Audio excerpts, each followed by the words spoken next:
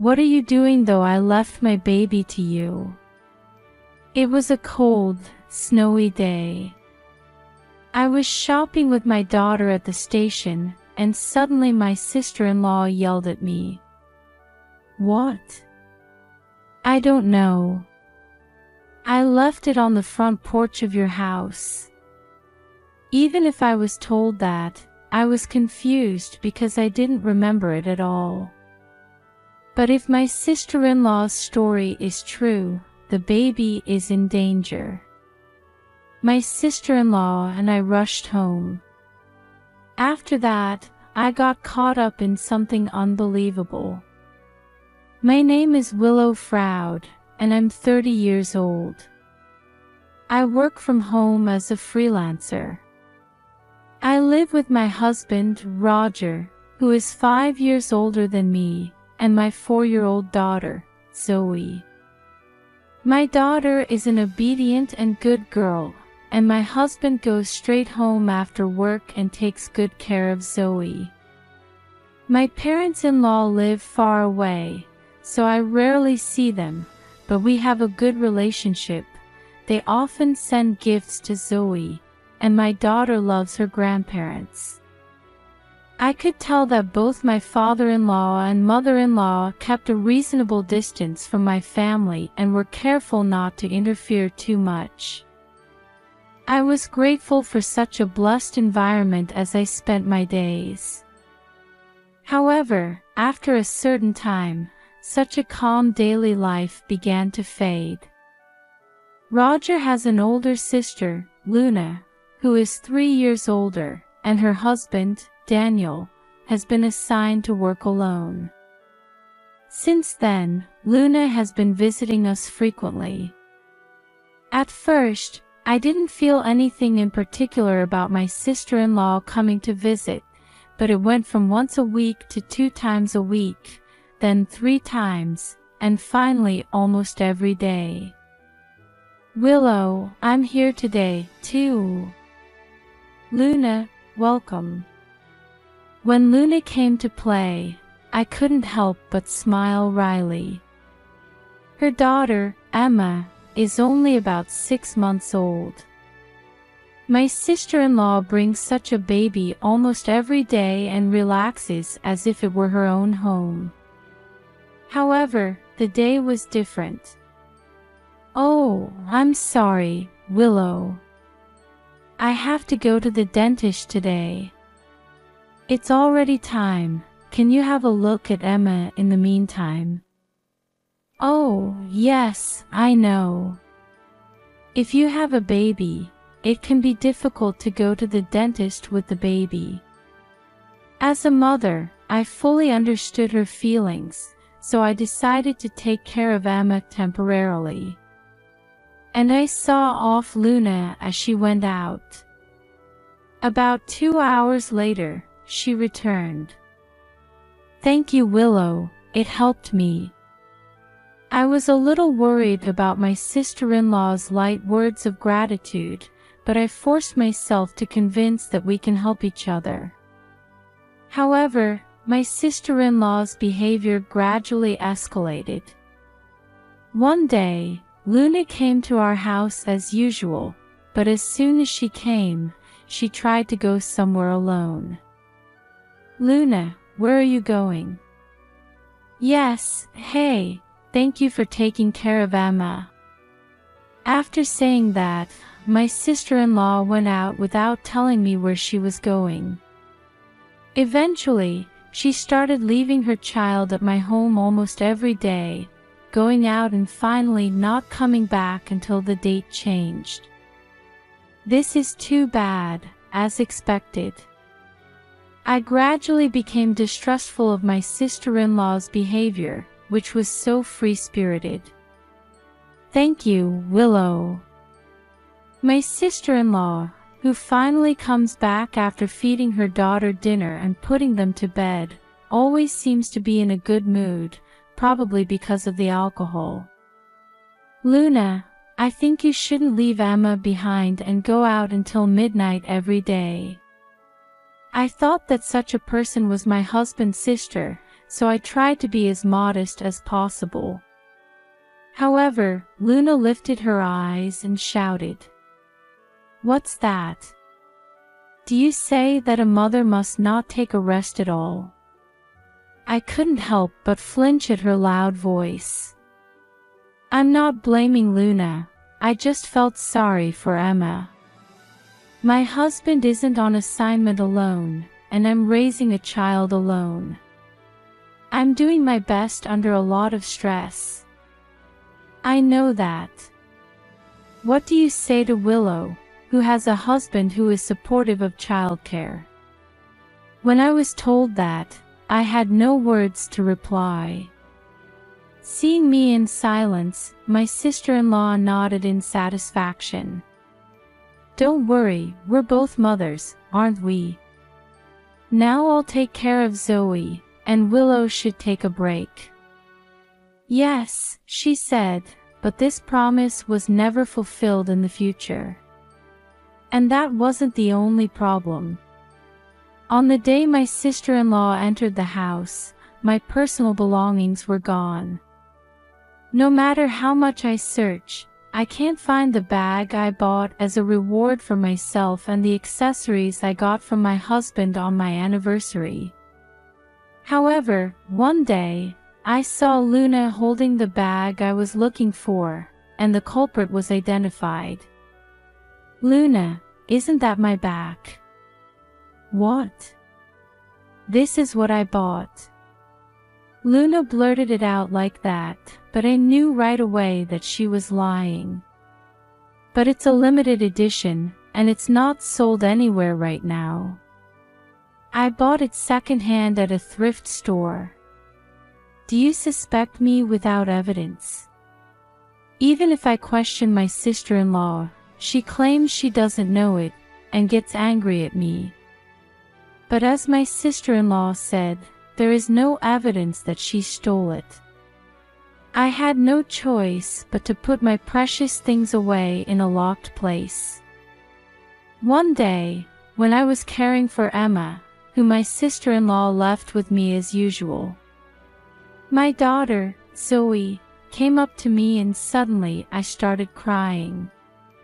When I hurriedly asked her why, she mumbled to herself, "You know, I'm sad I can't play with my mommy." She was lonely because I was always caring for my sister-in-law's daughter. It's true that I've been nervous about taking care of my baby lately and I've been neglecting Zoe. I realized that just because my daughter was a good listener, I was spoiled. I couldn't help but hug Zoe as I watched her cry with her little lips trembling and sadness overflowing from her whole body. I'm sorry, I'm really sorry. Later, when my daughter tried to cry and fell asleep, my husband came home. I explained the situation to him and decided to stop taking care of Emma for a while. The next day, my sister-in-law came to our house with the child as a matter of course, but I firmly refused over the intercom. I can't take care of Emma because I have a lot of work to do. What's that? I've got plans here. I don't want you to say that. It's the same for me, because I can't do it today anyway. Ignoring Luna yelling something over the intercom, I went back to my room. 5 minutes later, I secretly looked outside, but my sister-in-law had given up and disappeared. All right, Zoe, let's go out with Mom now. Really?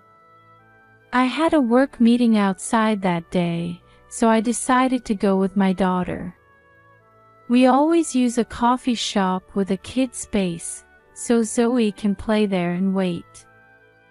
After work, I went straight to the shopping mall with my daughter, and for the first time in a long time, I was able to spend time alone with my daughter. Then, around 5 p.m., I stopped at the supermarket in front of the station and was shopping for dinner when suddenly someone grabbed me by the shoulder. When I hurriedly turned around, I saw my sister-in-law standing there, out of breath. "What are you doing though? I left my baby to you." "What? What are you talking about?" "I don't know. I left my child on the porch of your house." "What? Didn't you give up?"